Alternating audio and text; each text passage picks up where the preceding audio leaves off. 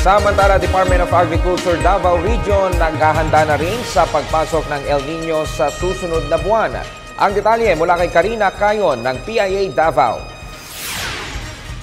Napaghandaan na ng Department of Agriculture ng Davao Region ang pagdating ng El Nino o tagtuyot na tinataya ng pag-asa na tatama sa bansa sa buwan ng Hunyo.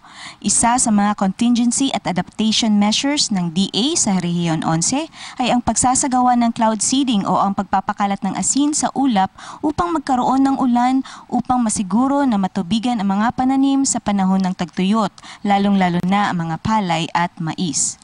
Ayon kay Jovita Astilla, Chief ng Planning, Monitoring and Evaluation Division ng DA, naglaan na ang ahensya ng 2.3 million para sa cloud seeding. Iminungkahi rin ng DA sa mga magsasaka ang paggamit ng alternate wetting and drying technology kung saan may kontrola sa bas ng tubig galing sa irigasyon ng mga palay. Dagdag pa ni Astilla, hinihimok ng DA ang pagtatanim ng iba pang pananim tulad ng root crops, munggo, mani at iba pang uri ng legumes na hindi naaapektuhan ng tagtuyot. Ayon kay Astilla, ang pagbabantay sa El Nino ay nakatuon sa probinsya ng Davao Oriental at Davao City na tinatayang higit na matatamaan ng tagtuyot.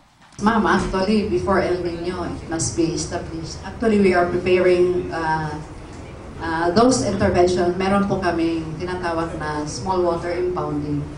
So, yun po, undergoing po yung mga repairs and rehab for yung meron namang source of water, pwede i-imbak doon as water saving, no, in preparation for the El Nino.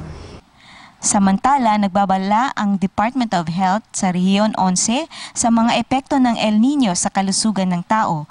Ayon kay Engineer Gloria Raut, Head ng Environmental and Occupational Program ng DOH-11, ang mga sakit na madalas na lumalabas pag sobrang mainit ang panahon ay ang mga food and waterborne diseases tulad ng diarrhea, cholera, typhoid at maaari ring matamaan ng heat stroke.